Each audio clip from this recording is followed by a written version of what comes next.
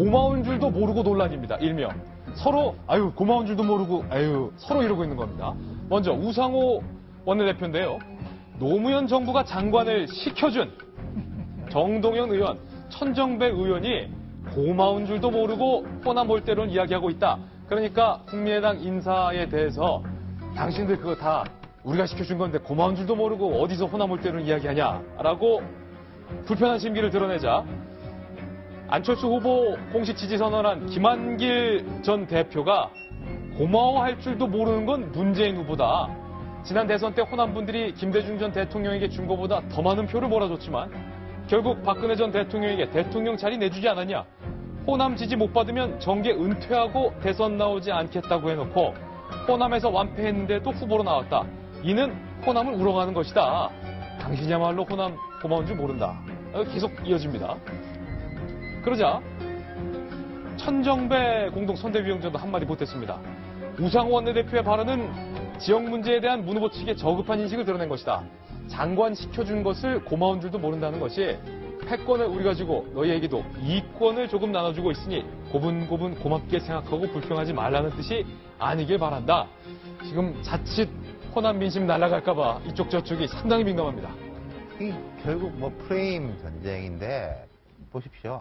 이제 오늘 안철수 후보는 통합정부에 대한 거 내놓고 문 후보는 총리, 그리고 오늘 한겨레신문 보도에 의하면은 당선 이후에 플랜을 준비하고 있다. 이런 게 뭐 기밀인데 알려지면 안 되는데 라면서 나왔다라고 돼 있대. 이거는 대해론 프레임이에요. 네.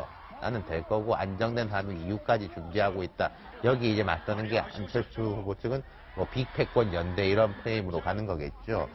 이게 어떻게 부딪히냐의 문제고, 총리권은 저는 그렇게 생각합니다. 뭐 지역, 컨셉은 경제 쪽이 맞을 거예요. 아마 문 후보의 취약한 부분이기 때문에. 그리고 국회 인준인데 제일 중요한 건 저는 국회 인준의 면일 거라고 생각합니다. 예.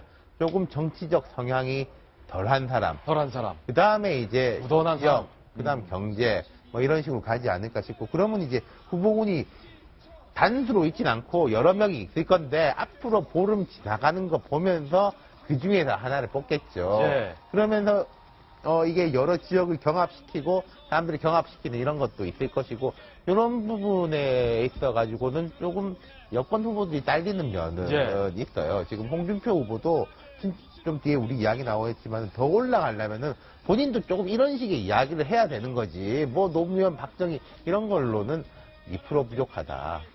요 국민의당과 더불어민주당의 어떤 논쟁, 고마운 줄도 모르고 논쟁인데 사실 박성주 전 대변인 한쪽 진영에서 다른 진영을 향해서 아유 고마운 줄도 모르고 얘기 나오기 시작하면 이거 심각해지는 건데, 예전에 친이 친박 얼마나 서로 고마운 줄도 모르고 거기에 좀 희생되신 측면도 있으시잖아요. 곤란한 질문입니다만. 이게 아니에요. 이게 정말 얼마나 인사 문제가 심각하고 인사 문제가 중요하냐는 걸 보여주는 거예요. 사실은 저기 다투고 있는 그 천정배, 김한길, 우상호, 거기에 문재인 대선 후보 얼마나 가까웠던 분들이에요. 한 식구들이었잖아요. 근데 저분들이 같이 있을 때 계속 비판받았던 부분들이, 저 사람들은 항상 자기들 몫을 챙기는데 싸우는 데만 능하지 전체 같이 가는데 능하지 못하다 하는 비판을 받아왔었거든요. 근데 이제 구체적으로 대선을 가령 승리한다 그래서 인사권이라고 하는 엄청난 권한이 생기게 될 때 저거 쉽게 통합 안 되죠. 지금 가지고 있는 민주당 내에서도 문재인 후보 주변에서도 저 문제 쉽게 정리되지 못할 겁니다. 인사가 만사라는 얘기 많은 분들이 했죠. 정말로 중요합니다. 왜? 그대로 처음에 인사를 통해서 그 다음에 기조를 확인해 볼 수 있거든요. 그런데 아까 우리 정성희 의원님이나 여러분들이 얘기하신 것처럼 경제도 알고 안보도 챙기고 외교도 알고 거기다가 청문회도 통과할 수 있고 이런 분 제가 볼 때 없습니다. 벼룩시장에 좀 내야 되나요? 예. 벼룩시장이라도 내야 되나요? 그러나 그럼에도 불구하고 저는 김병민 의원이 얘기했던 안희정 후보 같은 분들에 대해서 저렇게 한번 좀 문재인 후보가 같이 가겠다고 선언하면은 정치 교체와 세대 교체를 이루는 그런 의미를 국민에게 좀 던져줄 수는 있을 것 같아요. 그걸 통해 가지고 본인이 넓은 이른바 그것도 내부긴 하지만은 통합정부를 구성하는 큰 정신으로 이해가 될 수 있을 것 같아요. 주목이 되는 부분입니다. 분명한 것은 문재인 후보가 선거 전에 어떤 국무총리의 인선을 발표할 수도 있다라는 것은 상당히 효과적이고 좋은 승부수였다. 뭐 이것만큼은 분명한 것 같습니다. 과연 문 후보 측에서 공개할 총리 후보가 누가 될지 많은 사람들이 궁금해하고 있습니다. 저희가 지지율표 하나를 더 준비를 해봤습니다. 50대의 마음이 이번 선거에서는 이례적으로 캐스팅 보트 역할을 할 공산이 큽니다. 50대의 마음 살짝 엿보실까요? 50대 문재인 안철수 지지도 추이. 물론 30대, 40대에서 문재인 후보가 안철수보다 더 많이 나온다는 것을 전제로 말씀을 드리겠습니다. 50대에서